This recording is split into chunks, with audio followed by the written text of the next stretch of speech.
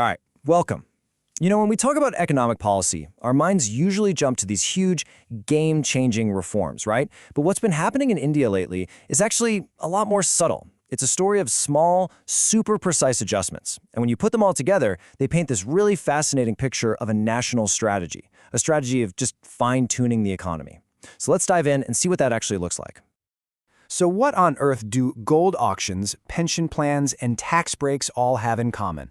I mean, on the surface, it seems like nothing, right? They sound like totally separate things, but they're actually all little pieces of the same puzzle. Think of them as tiny gears in a much, much bigger machine.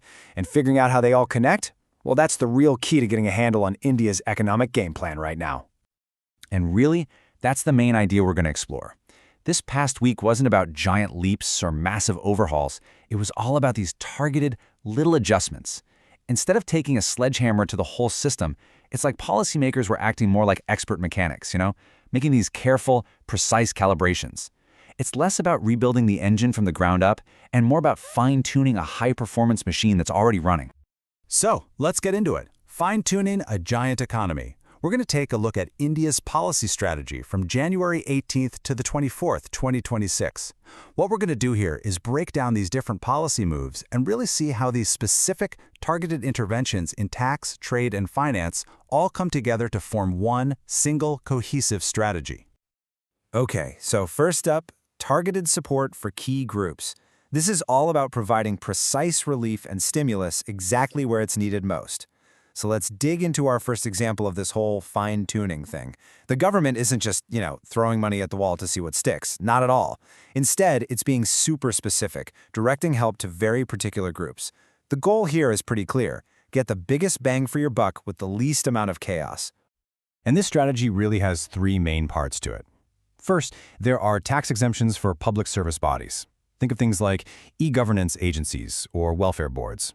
Second, a pretty big equity boost to help small businesses get access to credit. And third, extending a national pension plan to help secure the future for workers in the unorganized sector. So let's look at some of the numbers behind this. Okay, this first number is a big one, 5,000 crore rupees. The Union Cabinet approved this huge equity infusion for what's called the Small Industries Development Bank of India, or SIDBI.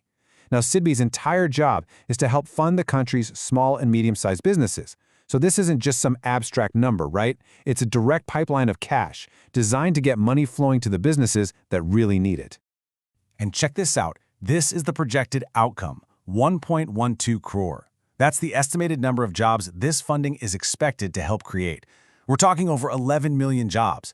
So you can see this perfect, clear line being drawn from a high-level policy decision all the way down to a real, tangible impact on people's lives.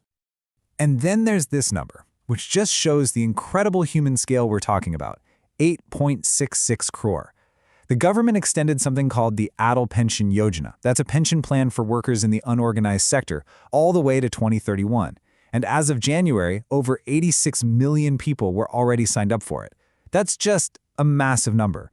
This move is all about providing a crucial social safety net for a huge and absolutely vital part of India's workforce. All right, let's switch gears a bit to balancing India's global trade, because this whole targeted approach isn't just a domestic thing.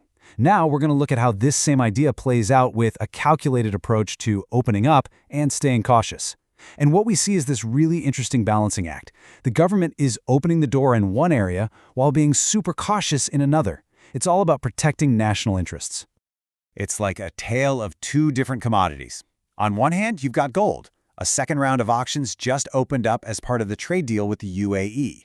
And this is specifically designed to help jewelers, including the small and medium-sized ones, get their hands on the raw materials they need. But then, on the other hand, you have wheat flour. Exports are still mostly banned to make sure there's enough food back home, but they've opened up a small, very controlled quota. So you're literally seeing liberalization and protectionism happening at the exact same time. It's fascinating. And here are the numbers behind that balancing act. For gold, we're talking 80 metric tons available for import through these auctions.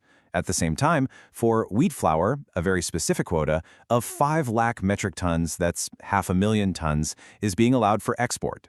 And this is the key takeaway, right? The government isn't making broad statements. It's using precise, specific quantities as a tool of policy. Okay, for our last section, let's peek under the hood of the banking system. We're going to talk about adjusting the financial plumbing. Now, I know this can get a little technical, but bear with me. The analogy is a good one. The Reserve Bank of India basically made a few small tweaks to the system just to make sure money keeps flowing smoothly to all the right places. So to get what's happening, you first need to understand something called priority sector lending, or PSL for short. It's pretty simple, actually. It's a rule that requires banks to dedicate a certain chunk of their loans to specific, really important sectors of the economy, things like agriculture and small businesses. It's a way to make sure these vital areas don't get overlooked. And this is where we see a major shift, specifically for small finance banks. Take a look at their priority sector lending target. The old target was a whopping 75%. The new target, it's been brought down to 60%. Now that might not sound like a huge drop, but in the world of banking, that's a pretty significant adjustment. So why do it? Well, what's the reason for the change? It comes right back to that idea of fine-tuning. The RBI is essentially giving these newer, smaller banks a bit more breathing room. They realized that meeting that super high target was putting a ton of pressure on them. So by lowering it, they're giving them the flexibility to grow their own loan books without being stretched too thin. It's a classic calibration. All right, so let's take a step back and get to the big picture takeaway. We've talked about targeted support for key groups, we've seen this balancing act in global trade, and we've looked at these technical adjustments to the financial plumbing. What's the big picture here? What does this collection of small changes really mean when you put it all together? You know, this quote from an expert insight really just sums it all up perfectly. The week's policy actions emphasize targeted support and regulatory fine-tuning. That's it, right there. It's not about reinventing the wheel. The focus is laser-sharp on targeted support and these little regulatory tweaks to make the whole system run just that much better. So what we're seeing is a strategy of pure precision. Step 1, you identify a very specific need or pressure point in the economy. Step 2, you apply targeted support, whether that's tax relief or credit. Step 3, you make these precise little regulatory adjustments. And step 4, you do all of this while avoiding big, broad, disruptive reforms. It's an approach that actually signals a lot of confidence, right? It says the core engine is strong, it just needs a few careful calibrations to keep things moving forward. And that really brings us to the big, forward-looking question. As the union budget gets closer, you have to wonder, is this strategy of careful fine-tuning enough to steer an economy as absolutely massive and complex as India's? This approach is careful, it's methodical, but is it enough? That's the real question to ponder as we look ahead.